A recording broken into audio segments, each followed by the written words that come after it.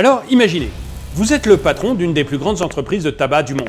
Votre emblème, c'est peut-être un sympathique chameau comme Camel ou un cow-boy viril comme Marlboro. Votre entreprise marche merveilleusement bien. Elle fait des bénéfices à ne plus savoir qu'en faire. Elle vendait quelques millions de cigarettes en 1900, puis vous vous êtes arrangé pour que tous les militaires américains en aient dans leur pactage en 1917.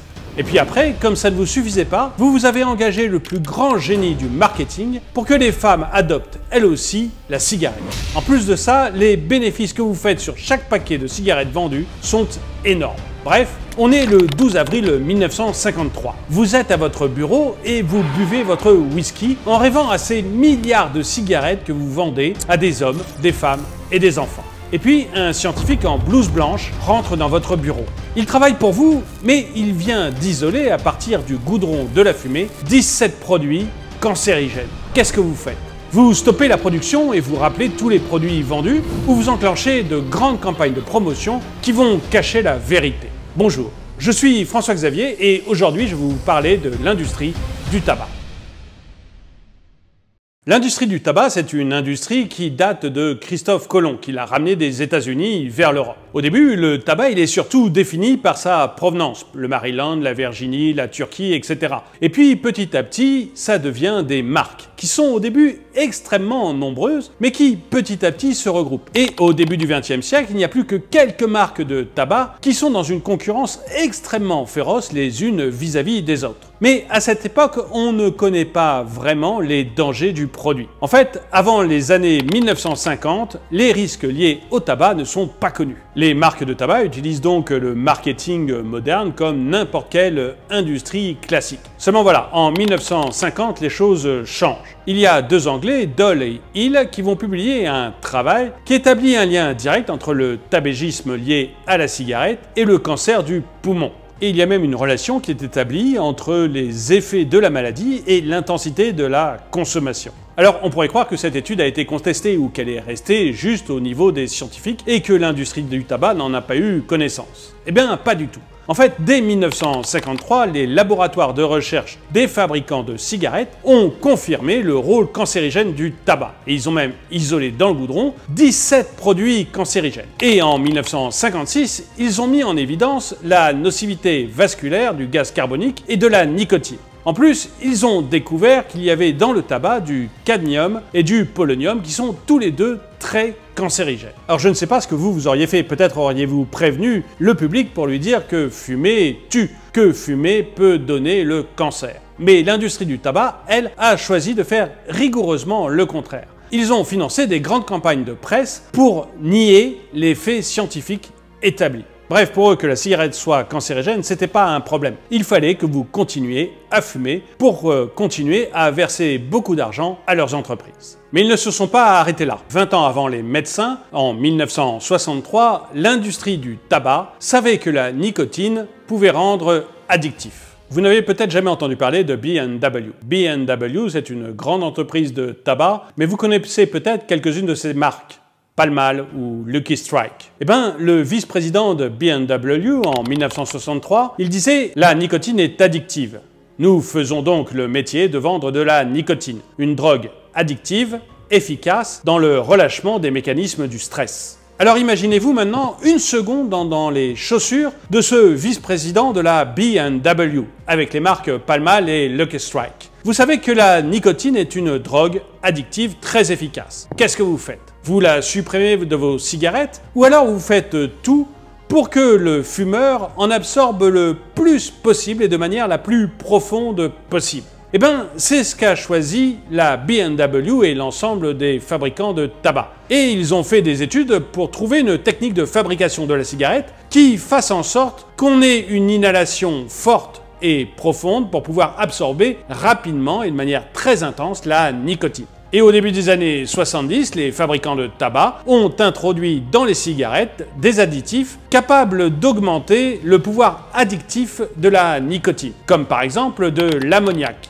qui rend la fumée moins acide et qui facilite donc son absorption par l'organisme. Ils vont aussi ajouter de l'acide lévulinique qui va accélérer la survenue de la dépendance et puis du menthol sous prétexte de fraîcheur, mais qui a un énorme avantage, c'est qu'il augmente la dépendance. Et tout en ayant dans leur laboratoire des preuves que la cigarette est dangereuse pour la santé et que la nicotine est une drogue addictive, qu'ils vont d'ailleurs tout faire pour augmenter, eh bien, ils vont continuer à nier publiquement les dangers du tabac. Ce qui vient qu'en 1994, par exemple, 7 dirigeants des grandes compagnies américaines vont comparaître devant le Congrès des États-Unis et ils vont dire sous serment que la nicotine n'est pas addictive et que fumer n'est pas plus dangereux pour la santé que de manger des Twinkies. De toute manière, l'industrie du tabac est extrêmement forte pour nier même ce qu'elle sait pertinemment. Par exemple, dans les années 1970, les chercheurs d'American Tobacco ont prouvé que le tabagisme passif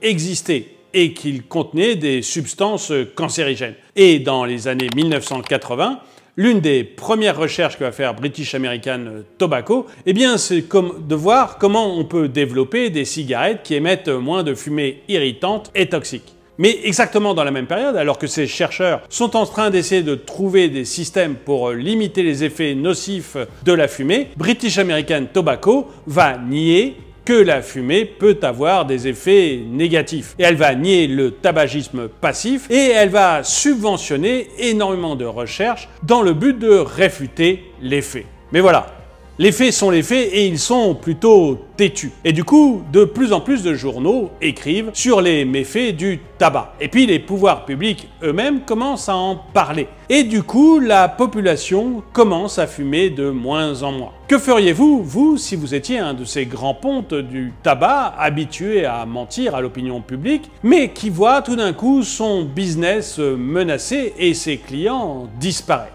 Eh bien, il y a deux choses que vous auriez pu faire. La première, c'est créer un nouveau type de cigarette pour essayer de rassurer la clientèle. Et puis la deuxième, c'est essayer de trouver une nouvelle clientèle. Et c'est exactement ce que vont faire les grandes entreprises du tabac. Ils vont créer assez rapidement des cigarettes dites légères, puis ultra légères. Pour ça, ils vont juste modifier la technique de fabrication et ils vont ajouter un filtre et un manchon. Et puis ils vont mettre ces cigarettes dans des machines à fumer qui sont censées reproduire exactement ce que fait un fumeur quand il fume. Et ça permettra donc de mesurer la quantité de goudron ingéré. Oui, seulement voilà, la nicotine change tout. Parce qu'un fumeur, il est drogué à la nicotine. Et il va donc inspirer et conserver le tabac aussi longtemps qu'il le faut pour que son corps ait sa dose de nicotine. Et ça, les machines à fumer ne le font pas. Et du coup, le fumeur, quand il fume sa cigarette, il n'a pas du tout les mêmes effets que ce qui est mesuré par les machines à fumer. C'est la première arnaque de l'industrie du tabac avec les cigarettes légères et ultra légères. Ensuite, pour compenser le départ des personnes mûres qui arrêtent de plus en plus de fumer, eh bien, l'industrie du tabac va décider de s'attaquer à un nouveau public. Un public de jeunes adolescents qui sont en train de se créer et qui sont donc dans une période plus vulnérable de leur vie. Et pour ça, l'industrie du tabac va mettre en place plein de campagnes marketing pour renforcer son image attractive. Par exemple, Marlboro va sponsoriser la Formule 1 pour mettre en avant la virilité, l'adresse, le sang-froid. Les cigarettes gauloises vont s'associer à des compétitions sportives. Les Raids gauloises et la Saita, les cigarettes françaises, vont s'associer à des marques de mode plutôt jeunes comme Chevignon. Et puis, comme la fumée des premières cigarettes est assez désagréable et puis qu'il y a une certaine amertume qui est liée à la nicotine, eh bien l'industrie des cigarettes va décider de cacher tout ça avec des cigarettes au goût chocolat, miel, café, orange, citron, jasmin, mandarine, menthe et puis même récemment whisky ou vin. Bref, la cigarette veut devenir design, elle veut devenir branchée. Et enfin, quelques génies de marketing trouvent le moyen de cibler très précisément les adolescents, notamment avec des messages très clairs du style « Fumer est dangereux pour les adolescents, adolescents ne fumez pas, fumer est réservé aux adultes ». Et là, forcément, quoi de mieux pour attirer un adolescent que de lui dire que la fumée est réservée aux adultes. Bref, l'industrie du tabac, petit à petit, s'adapte pour trouver un nouveau public. Seulement voilà, les pouvoirs publics, eux, font tout ce qu'il faut pour la tuer. Ils veulent pas totalement la tuer parce que ça leur rapporte 10 milliards d'euros par an, la cigarette. Mais ils veulent en limiter le plus possible les conséquences, notamment à cause du cancer.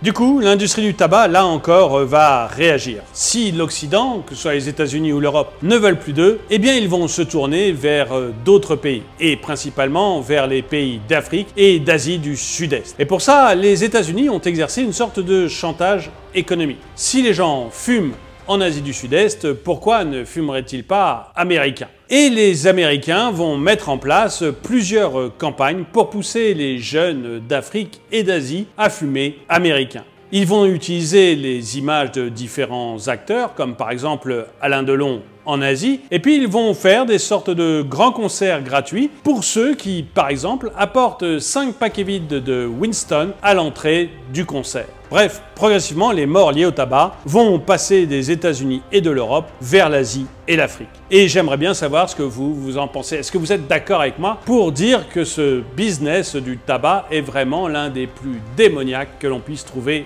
au monde? Dites-le moi dans les commentaires. En attendant, je vous remercie d'avoir regardé la vidéo. Mettez-lui un pouce vers le haut, commentez-la, partagez-la. Merci à tous ceux qui soutiennent la chaîne et je vous dis à très bientôt.